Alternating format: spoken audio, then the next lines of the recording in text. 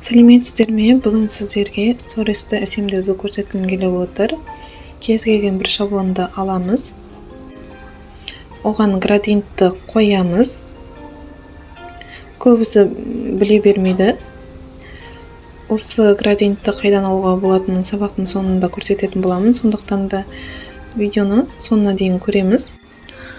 Approach жасау мақсатында мен екі түрлі мемоджи дайындап алған болатынмын. Яғни адамдардың көңіл күйін білу мақсатында. Оны кез келген жерге орналастыруға болады. Және де тақырыпша жазған болатынмын.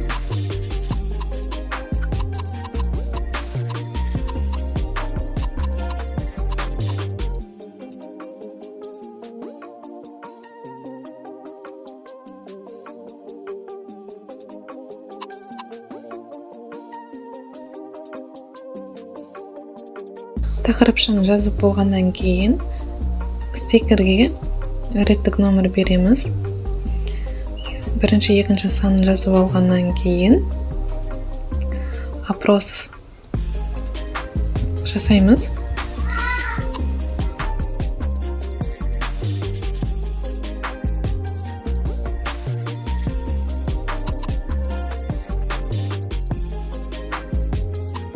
Онда 1-2 санын белгілейміз. Содан кейін сіздерге уәде еткендей градиентті қайдан алуға болатынын айтайын. Ол үшін Telegram каналға өтеміз.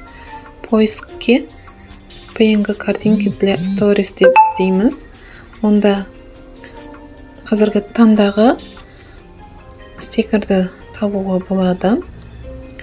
Түрлі бағытта дайын стикерлер бар.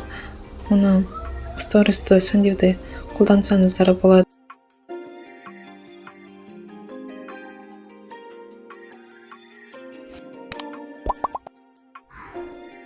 Егер пайдалы ақпарат ұнаса, лайк басып тіркелуді ұмытпаңыздар.